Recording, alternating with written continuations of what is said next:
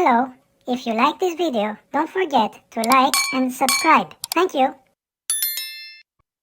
Hi, this is the unboxing of Super NES Classic Mini Entertainment System. I found this Super NES Classic Mini Entertainment System used on eBay. The Super NES Classic Edition system looks and feels just like the original 90s home console, except it's super small. Play 20 classic Super NES games plus the never-before-released Star Fox 2 game. The 90s called, they want their controllers back. 2 wired Super NES Classic controllers are included for multiplayer action. Play some of the best 2-player games of the era, including Super Mario Kart and Street Fighter II Turbo. Hyper Fighting Features has the original look and feel of the 90s home console, only smaller, comes fully loaded with 21 games. An all-new feature lets you rewind a minute or more based on your game's last suspend point. Each game can save up to 4 suspend points. Get your hands on some of the best 2-player games of the era compatible with the Classic Controller and Classic Controller Pro accessories,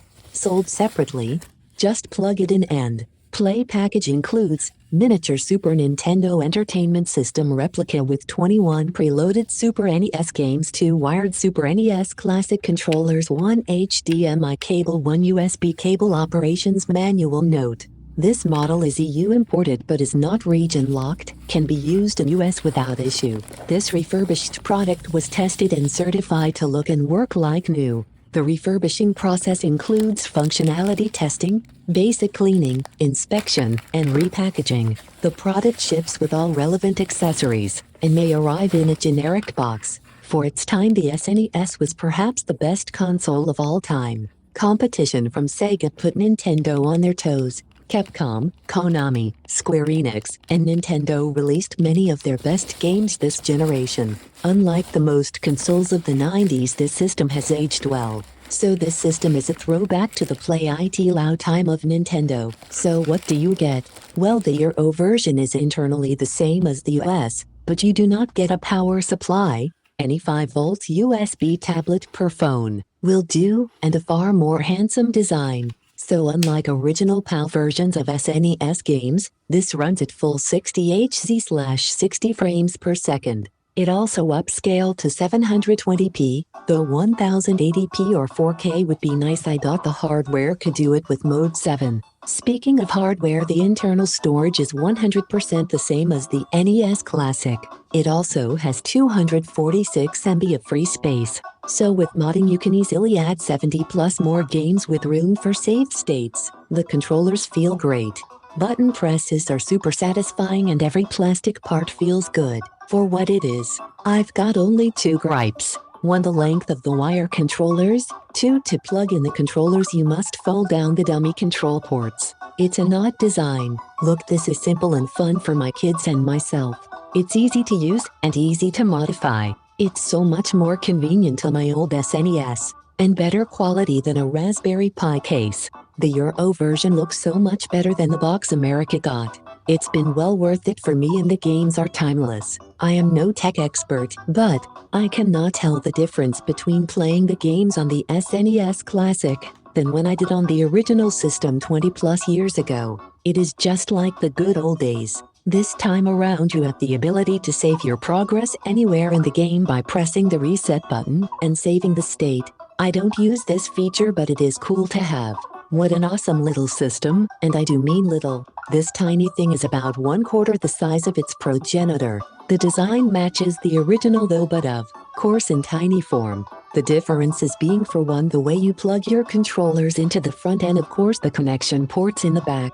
What appear to be controller ports on the front is actually a faux pull-out panel that reveals the real ports underneath. They wanted to maintain the original look of the system when the controllers are not plugged in. Kind of silly, but whatever. The only connections in the back are the HDMI port to connect it to your current day TV, and a micro USB port to power the unit. It goes from a micro to a normal size USB. Here may be one of the first extra things you may need: an AC to USB adapter, which they do not include. Another option is that you can just plug it into an empty USB port on the back of your TV, which worked for me.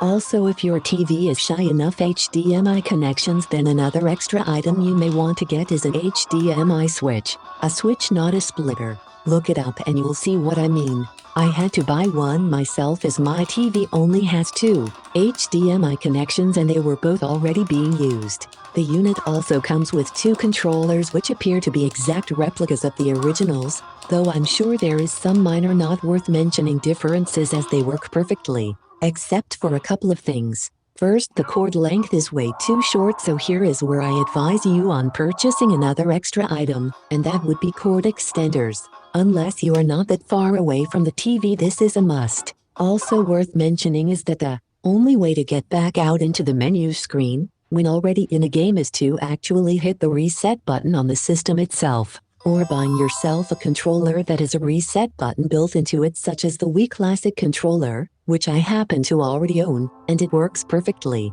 I went for the European version of the SNES because it was cheaper at the time, and I kind of liked the look of it a little more. The language used in the menus and dialogue throughout all the games is English. If your TV or monitor has an HDMI connector, then it will work no matter where you live, and this is why it's listed as not being region locked. The US and European versions have the menus and games in English and the others do not.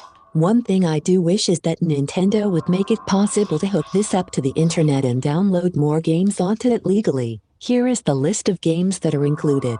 Contra 3, The Alien Wars, Donkey Kong Country, Earthbound, Final Fantasy III, F-Zero, Kirby Superstar, Kirby's Dream Course, The Legend of Zelda, A Link to the Past, Mega Man X, Secret of Mana, Star Fox 2, Street Fighter 2 Turbo, Hyper Fighting, Super Castlevania 4, Super Ghouls and Ghosts, Super Mario Kart, Super Mario RPG, Legend of the Seven Stars, Super Mario World, should have been Super Mario All-Stars plus Super Mario World, Super Metroid, Super Punch-Out, Yoshi's Island. Hope you enjoy this video. Have a nice day.